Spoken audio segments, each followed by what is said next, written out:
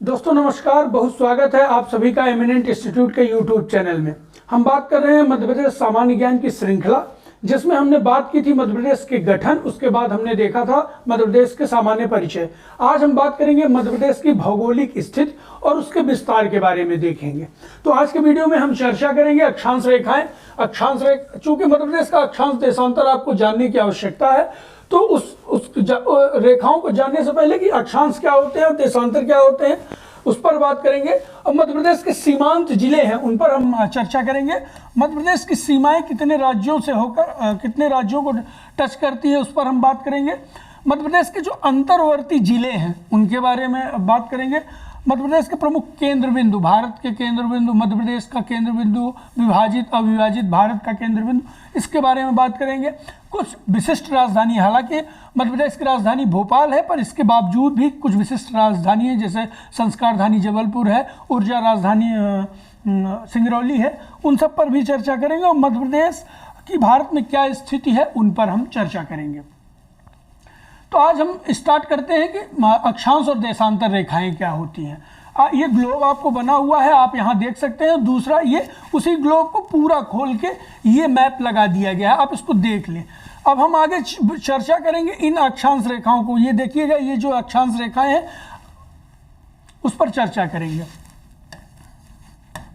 अक्षांश रेखा। अब अक्षांश रेखा क्या होती है, अक्षांश और देशांतर होते क्या हैं?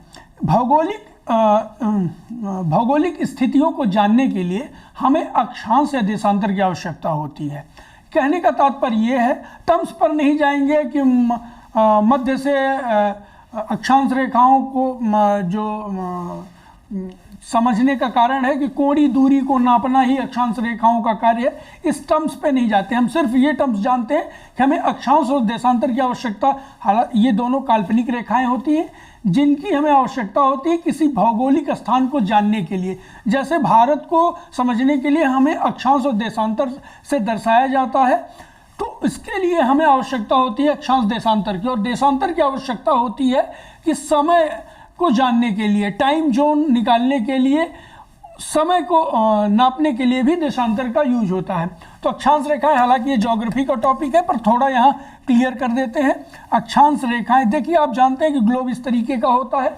इस पूरे का जो होता है वो पूरे एक सर्कल का जो होता है वो 360 डिग्री का होता है।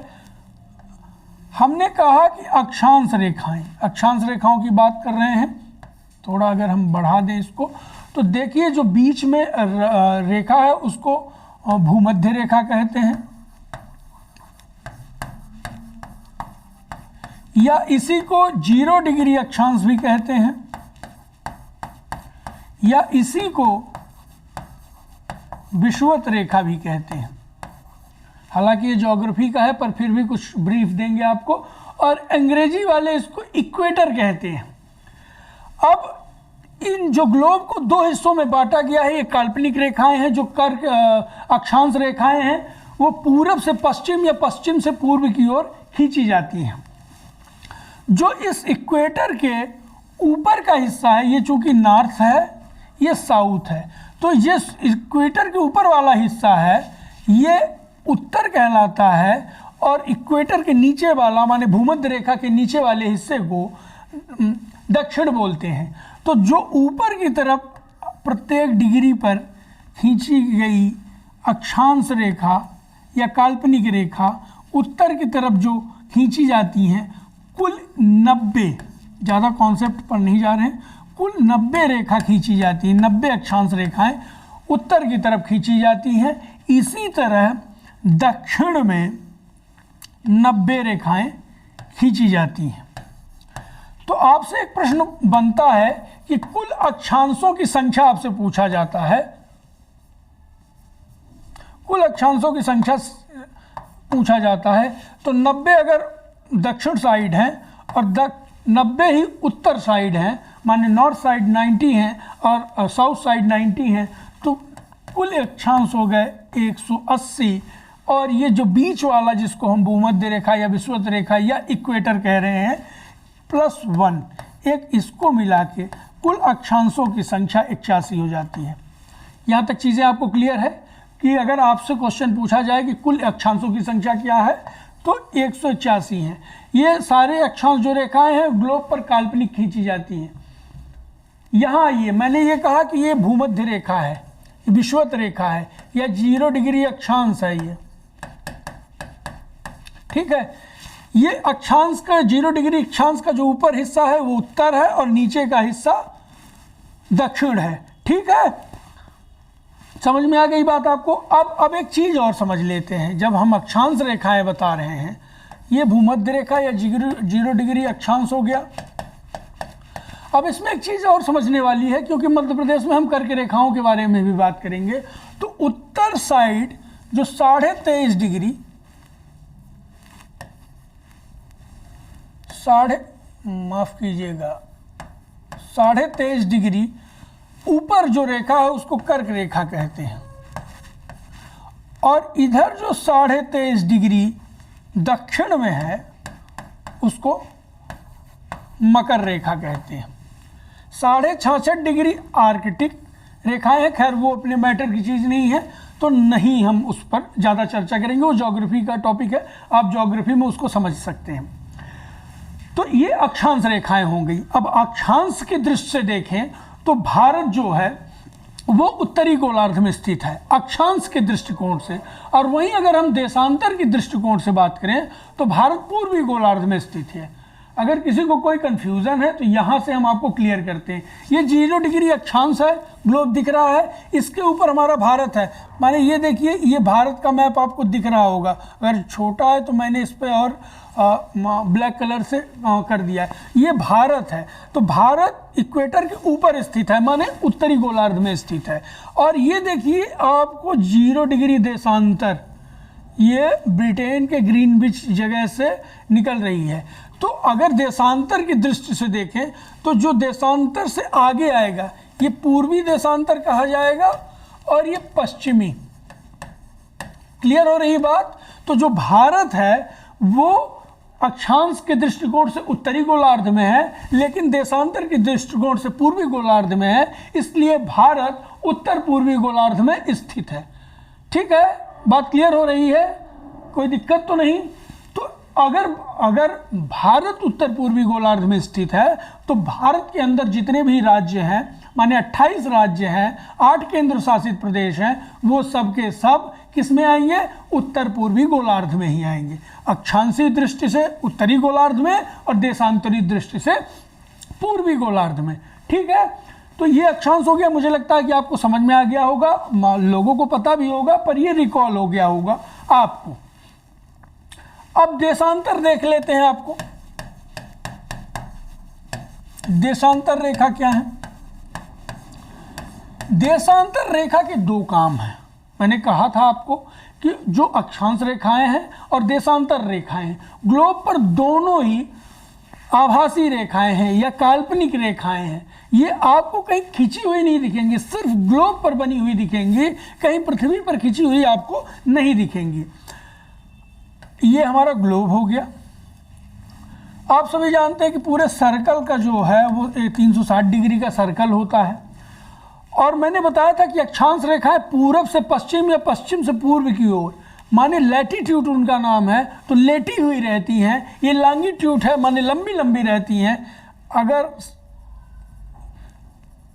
इस बिंदु से इस बिंदु को मिलाया जाए, माने उत्तरी गोलार्ध को दक्षिणी गोलार्ध से मिलाया जाए, तो ये हमारा है 0 डिग्री देशांतर।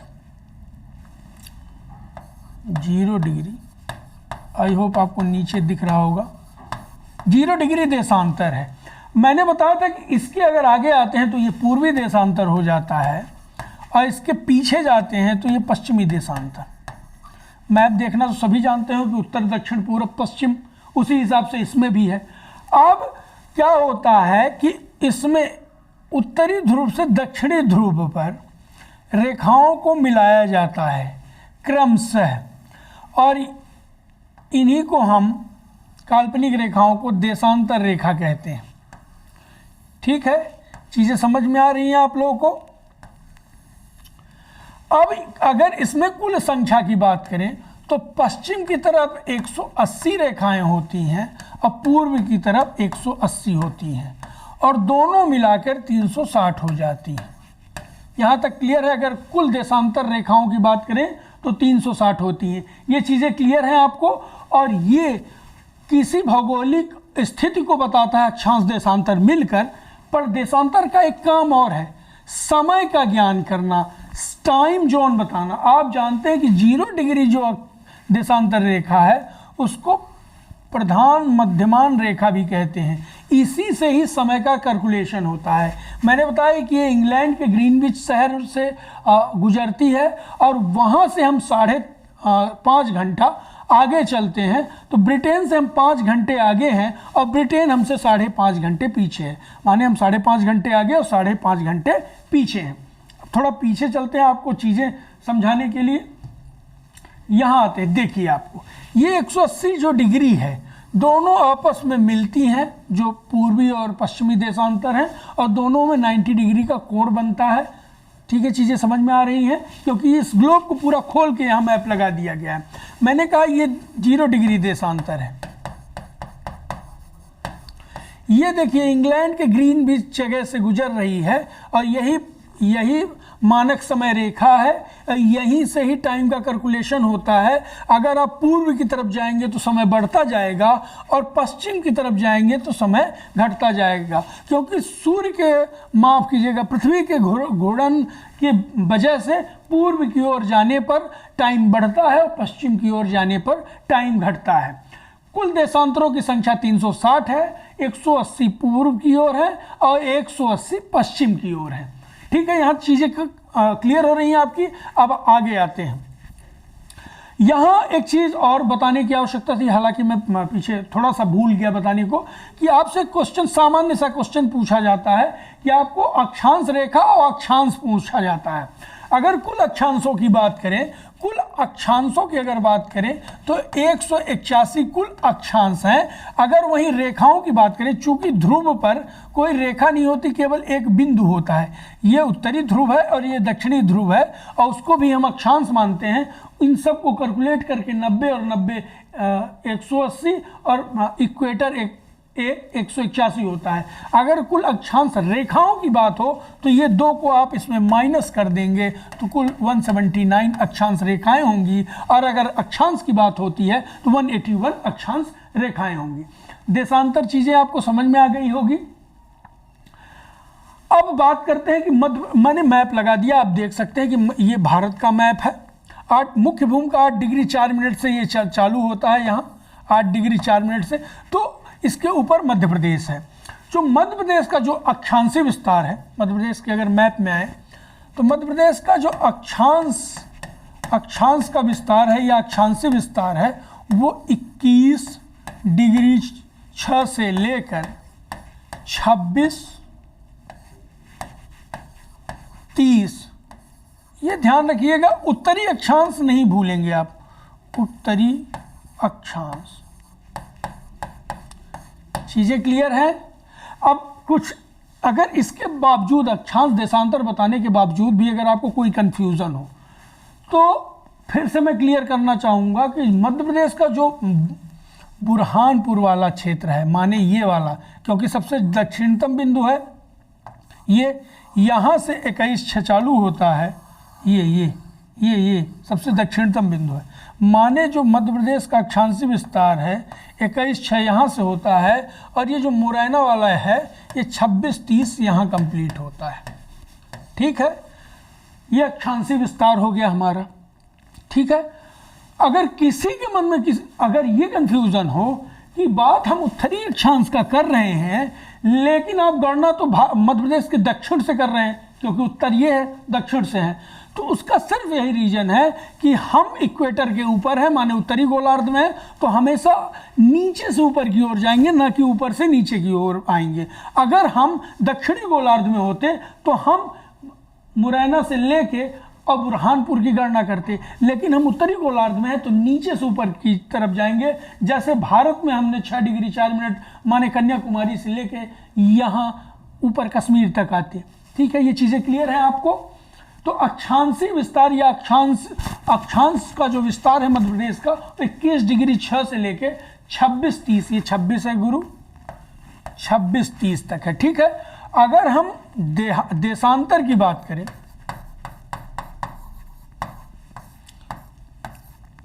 74-9 से लेकर 82-48, ये भी महत्वपूर्ण है।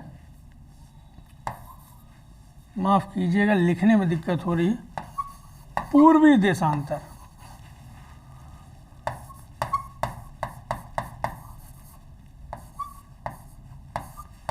ठीक है, पूर्वी नहीं। देखिए कभी कभी क्या होता है, क्वेश्चन में आंसर क्वेश्चन पूछता है और 4 ऑप्शन आपको मिलते हैं, तो 21-6 से 26-30 उत्तरी अक्षांश लिख दिया, अगला दे दिया कि 21-6 से 26-30 तक दक्षिणी अक्षांश दे दिया। इस तरीके से आपको कंफ्यूज करना है। तो आपको याद रखना है कि उत्तरी गोलार्ध होने की वजह से हर जगह आपको उत्तरी अक्षांश में लिखना है। और अगर दक्षिणी देशांतर की बात होती है तो मैंने बताया था उत्तर पूर्वी, देशांतरी दृश्य पूर्व में है तो हमेशा पूर्व ही लगाना है। भले ही उसका गणना पश्चिम में हो रहा है, माने अलीराजपुर से सिंगरौली हम आ रहे हैं, हमारे मध्य प्रदेश के पश्चिम से आ रहे हैं, पर हमारे जो 0 डिग्री देशांतर है उसके आगे है हमारा भारत। इस वजह से तो इस तरीके का अगर किसी को कन्फ्यूज़न हो, कन्फ्यूज़न दूर कर लीजिए। और ये सिंपल सा है, ये व्यापम और पीएससी दोनों इस तरीके के क्वेश्चन पूछते हैं।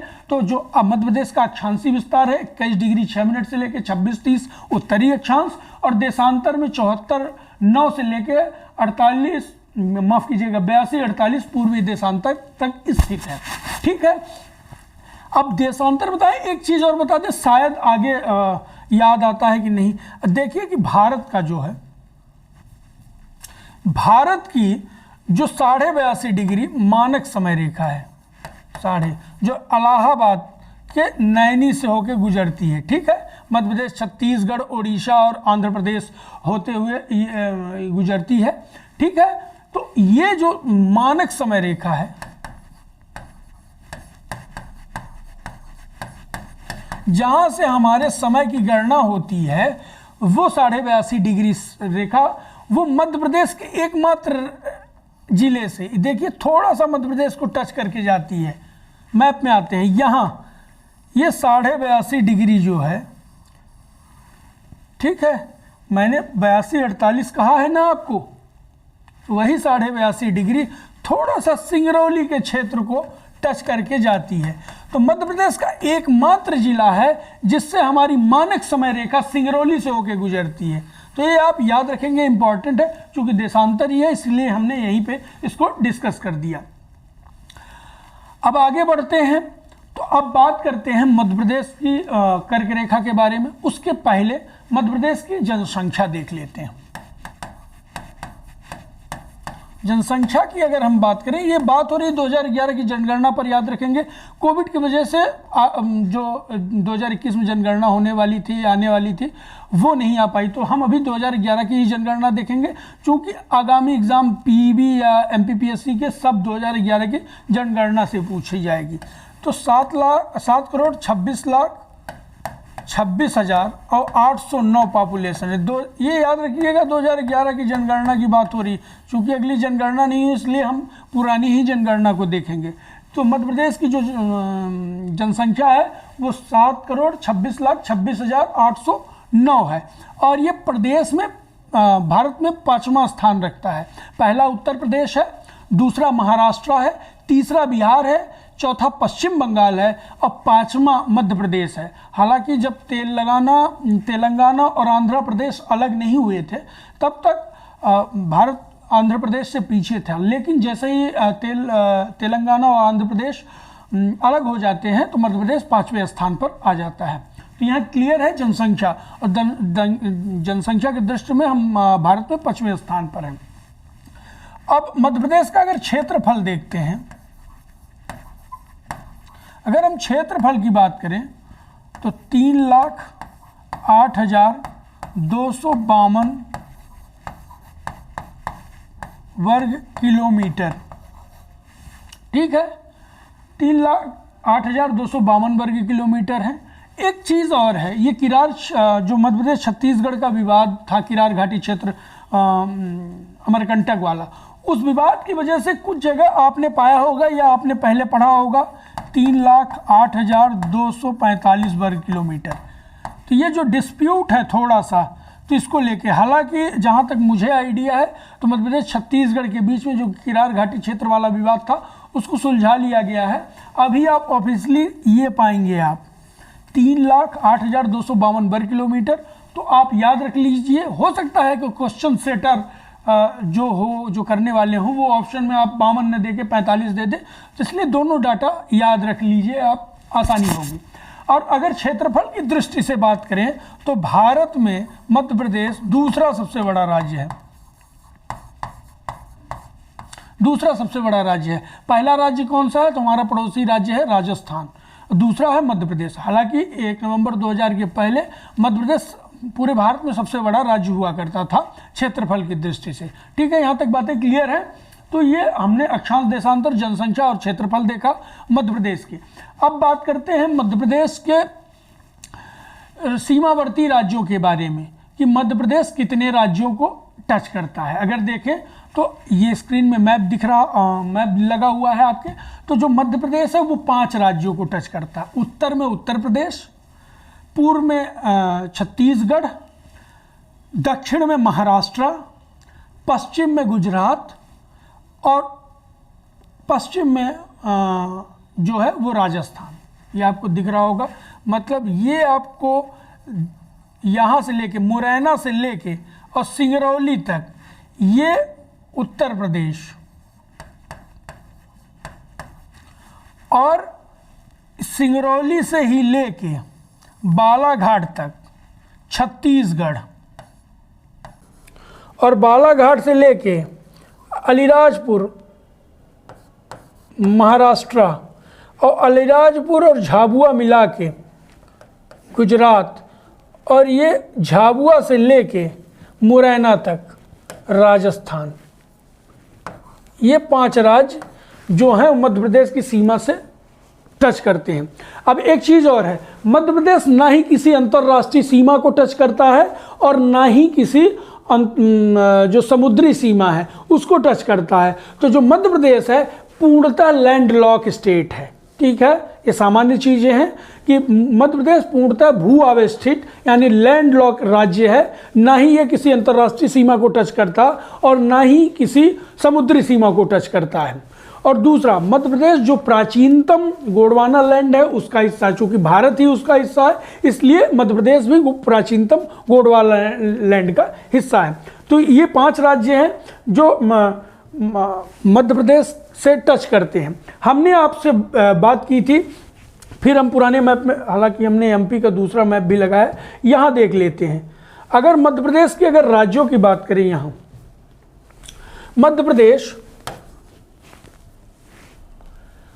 अगर हम बात करें 5 राज्यों की बात करें जो टच करता है, राज्य की बात करें जो टच करता है, तो वो पहला है उत्तर प्रदेश। उत्तर प्रदेश 14 जिलों को टच करता है।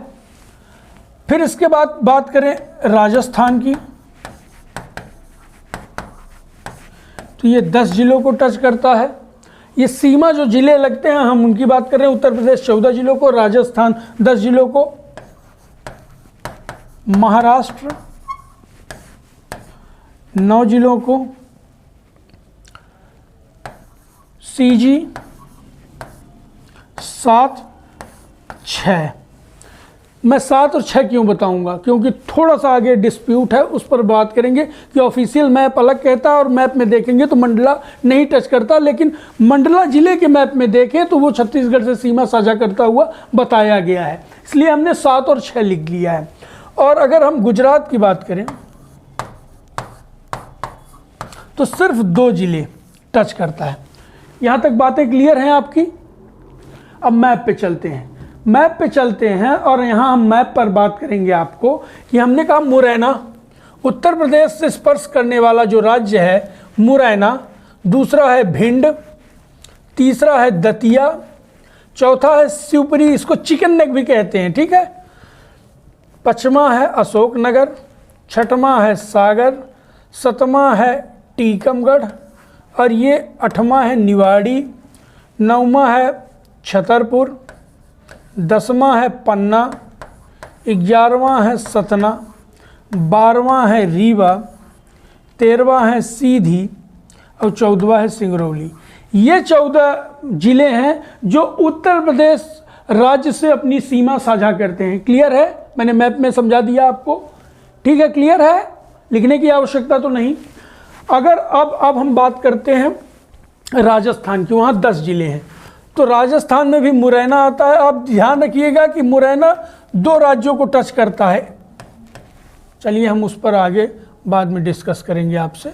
मुरैना एक राजस्थान की तरफ से, शिवपुरी 2, माफ़ कीजिएगा शिवपुरी 3, वो शिवपुर था जो 2, शिवपुरी 3, गुना 4 राजस्थान की तरफ से, और ये राजगढ़ 5, शाजापुर, अब शाजापुर हो गया है, आगरमालवा शाजापुर से अलग हुआ है 16 अगस्त 2013 को, तो 6,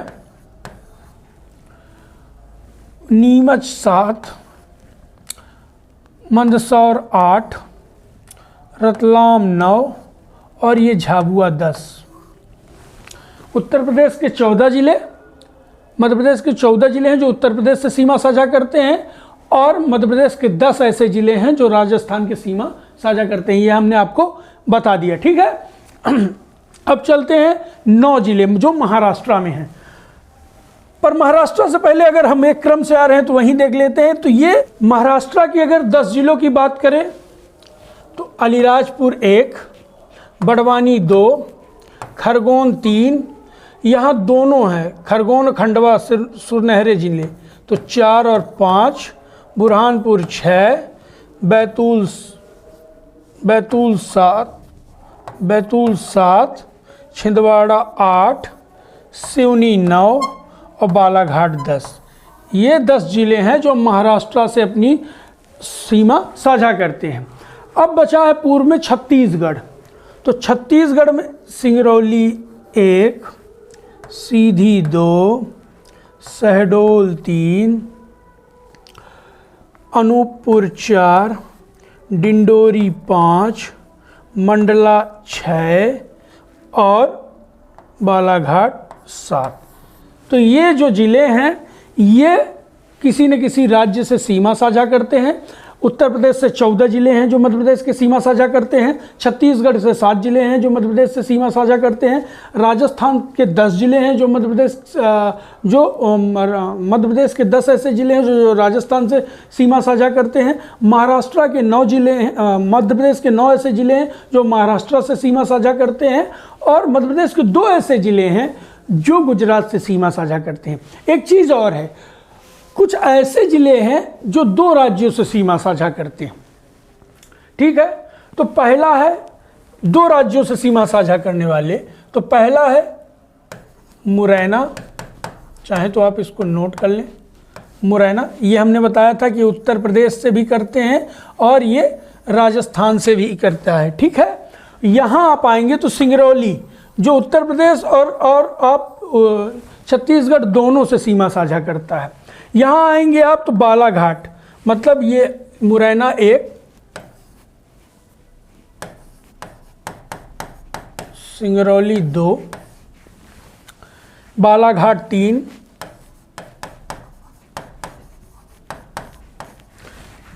अलीराजपुर 4,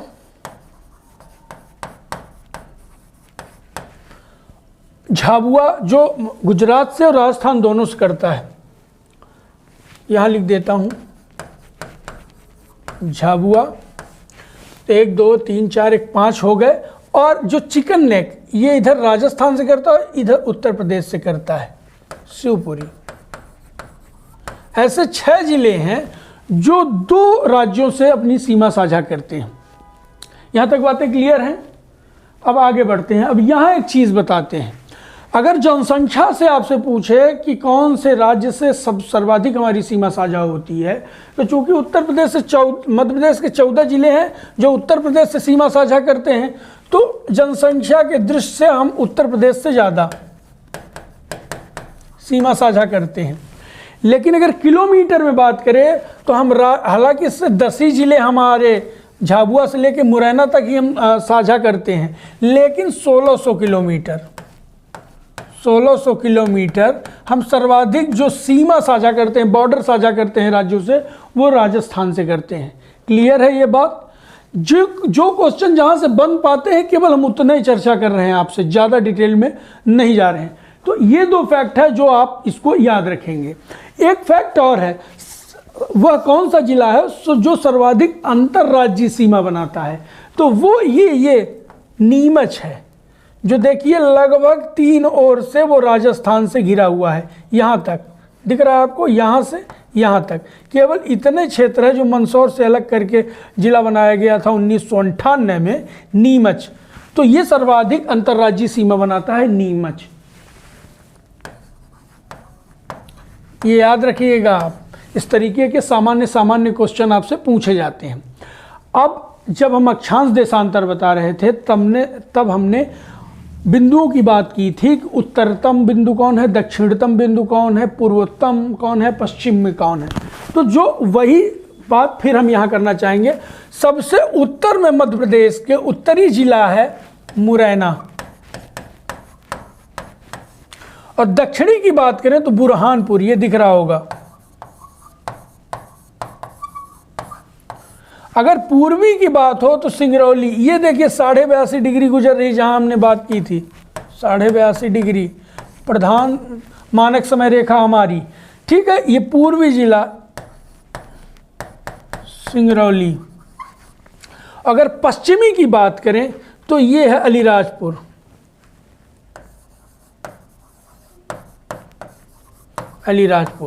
ठीक है। ये भी कभी कभी पूछ देता है कि मध्य प्रदेश के सबसे उत्तर में कौन है, तो मुरैना है। दक्षिण में कौन है, बुरहानपुर है। पूर्व में कौन है, सिंगरौली है। और पश्चिम में कौन है, अलीराजपुर है। क्लियर है?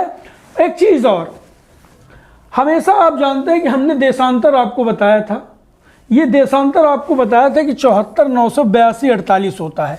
लेकिन अब देशांतर कैसे निकाला जाता है ये चीज़ आपको हम बता दें।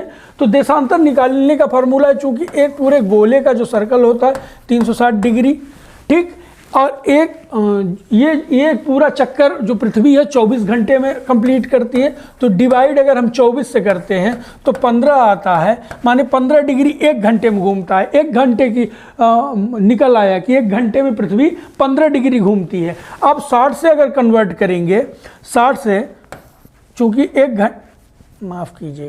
1 घंटे में 60 मिनट होते हैं और 1 घंटे में 15 डिग्री घूमती है पृथ्वी, तो 15 डिवाइड करेंगे तो 4, माने 4 मिनट का समय लेती है पृथ्वी 1 डिग्री घूमने में। ये चीज़ें क्लियर हैं?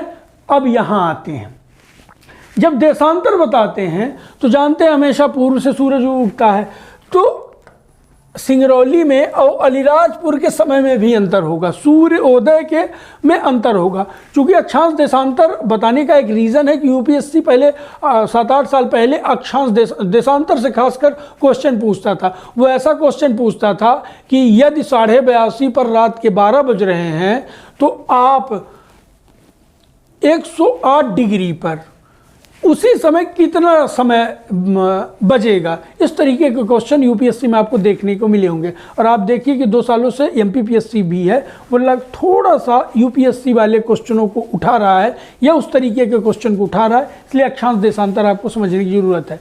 तो 1 डिग्री घूमने में पृथ्वी को 4 मिनट का समय लगता है। तो जो मध्य प्रदेश के देशांतर में देखिए अंतर लगभग 8 का आ रहा है। मार दीजिए गोली पॉइंट वाले को, 8 को अगर आप पकड़ के चलिए तो 8 चौको 32, 8 को 4 से मल्टीप्लाई कीजिए, 8 डिग्री आ रहा है।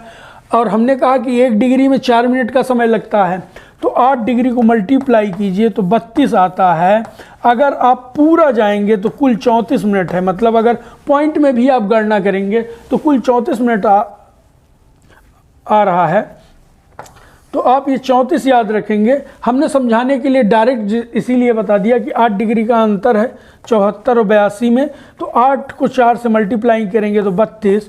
तो जो सूर्योदय का समय, माना कि अगर आप सपोज माने कि सिंगरौली में सुबह के 6 बजे सूर्योदय हो रहा है, तो जो अलीराजपुर में आधे घंटे बाद होगा यानी 6:30 बजे होगा। चीज़ें क्लियर हैं? तो ये सूर्योदय में अंतर होगा अलीराजपुर और सिंगरौली में पहले होगा, अलीराजपुर में बाद में होगा। ठीक है, हमने बता दिया। और आप देखिए यहाँ जो ये जिले हैं, इसके बाद जैसे 14 उत्तर प्रदेश के, यहाँ आते यहाँ कहाँ हमने बता दिया, 14 जिले जो उत्तर प्रदेश के हैं, 10 जिले जो राजस्थान के हैं, 14 10 24 हो गए, और 24 और 2 गुजरात से 26 हो गए, और 26 और 9 34 जो जिले हो गए, 9 महाराष्ट्र के, कुल 34, और 34 और 7 41 जिले हैं जो सीमा साझा करते हैं, जिसमें 6 ऐसे जिले हैं, 6 को आप हटा दीजिए तो वो 6 35 जिले, शेष जितने 17 जिले हैं वो अंतर्वर्ती जिले होते हैं। अंतर्वर्ती जिले वो कौन से कहलाते हैं?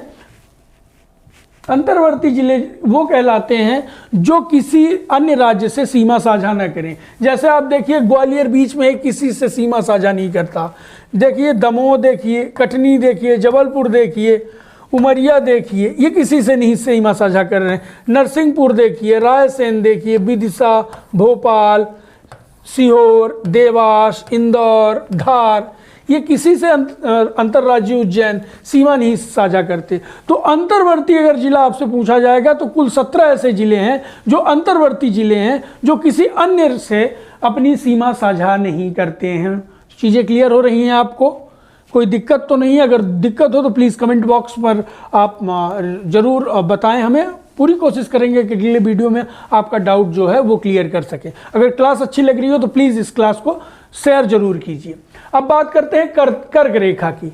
तो कर्क रेखा मध्य प्रदेश के 14 जिलों से होकर गुजरता है। कुछ बहुत सारे लोग ऐसे हैं जो ट्रिक देखते हैं, तो ट्रिक देख लीजिए। रउआ, राशि, भवरा सा, दम जब कटनी उमरा सा। र से रतलाम हो गया, ये 1 नंबर पर ये कर्क रेखा 23.5 डिग्री गुजर रही है, 23.5 डिग्री कर्क रेखा।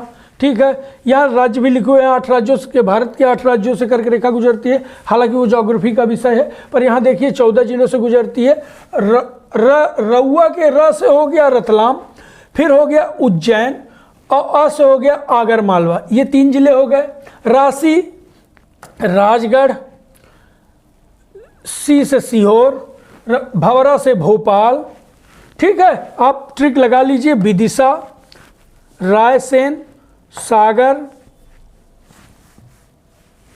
दमोह, जबलपुर, बहुत परेशान किया ये बोर्ड, कटनी, और ये इधर शहडोल। ठीक है, जबलपुर, शहडोल, ये कुल 14 जिले हैं जहां से मध्य प्रदेश के 14 जिलों से कर्क रेखा गुजरती है। आप ट्रिक चाहें तो इसको याद रख सकते हैं या स्क्रीनशॉट ले सकते हैं। रउआ, राशि, भवरा सा, दम जब कटनी उमरा सा। ठीक है, सामान्य शहडोल, उमाने उमरिया, कटनी साफ साफ लिखा है, जब का मतलब जबलपुर है, दम माने दमोह है। ठीक है, वो 14 जिले हैं, आप ट्रिक याद कर सकते हैं। हालांकि ट्रिक की आवश्यकता न पड़े, डायरेक्ट 14 जिले हैं, आप इसको याद रख सकते हैं। एक फैक्ट इंपॉर्टेंट है, एकमात्र संभाग है जिसके सारे जिलों से कर्क रेखा गुजरती है, भोपाल। देखिए भोपाल से भी निकलती है, गुजरती है कर्क रेखा 23.5 डिग्री। सीहोर से ही दिख रहा है आपको, ये राजगढ़ भोपाल का ही है, सीहोर भोपाल का है, भोपाल है, विदिशा है, और रायसेन भी है। ये जो 5 जिले हैं, 5 जिले से निकल रही है।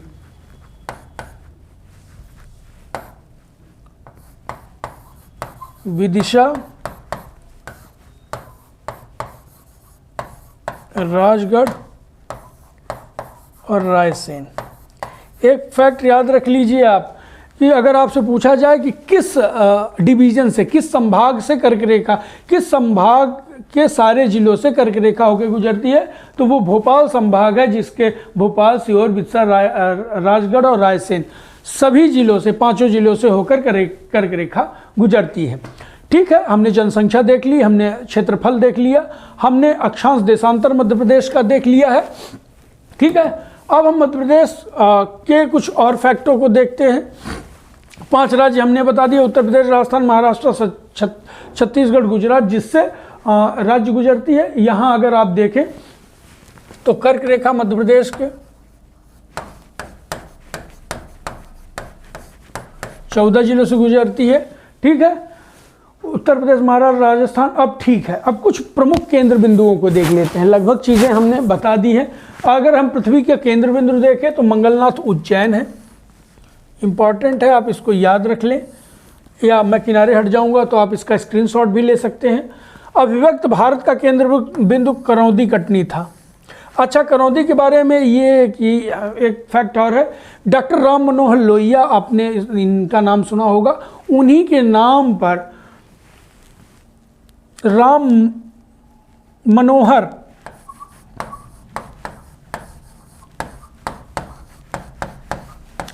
जो करौंदी कटनी का नाम है वो मनोहर नगर हो गया है, डॉक्टर राम मनोहर लोहिया के नाम पर। ठीक है, और वर्तमान तो अविभक्त भारत का केंद्र बिंदु करौंदी कटनी था, पृथ्वी का केंद्र बिंदु मंगलनाथ उज्जैन है, वर्तमान भारत का केंद्र बिंदु विदिशा है, और मध्य प्रदेश का केंद्र बिंदु सागर है। ये इंपॉर्टेंट है, ये 4-5 चीज़ें हैं जो आप इसको याद कर लीजिए, चूँकि आपको आगामी परीक्षा में पूछा जा सकता है। अगर हम बात करें, हमने बताया था कि भारत में मध्य प्रदेश की जो स्थिति है भारत में वो क्या है, तो हमने आपको बताया था कि क्षेत्रफल की दृष्टि में 3,08,252 वर्ग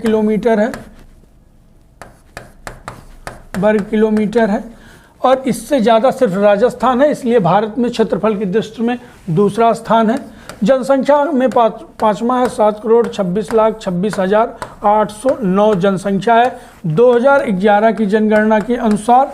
और ये पहले नंबर पर है उत्तर प्रदेश, दूसरे पर है महाराष्ट्र, ये जनसंख्या की बात कर रहे हैं, तीसरे पर है बिहार, चौथे पर है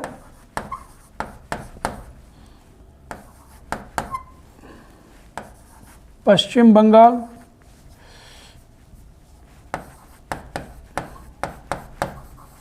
और पश्चिमे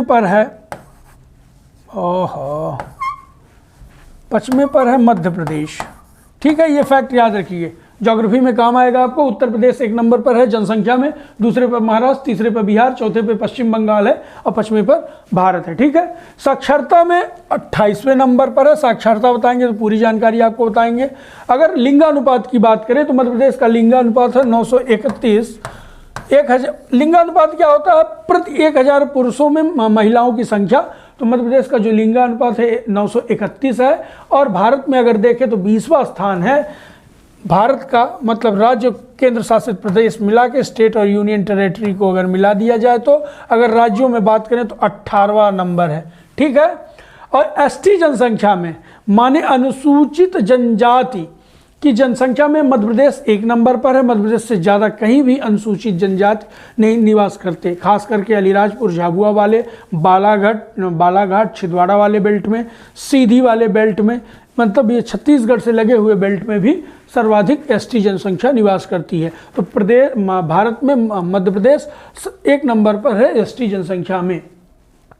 ठीक है, तो अगर हम कुछ राजधानियों की बात करें तो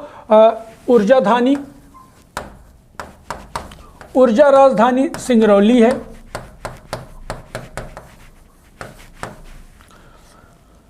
संस्कार धानी की बात करें, माने संस्कार की राजधानी की बात करें तो जबलपुर है।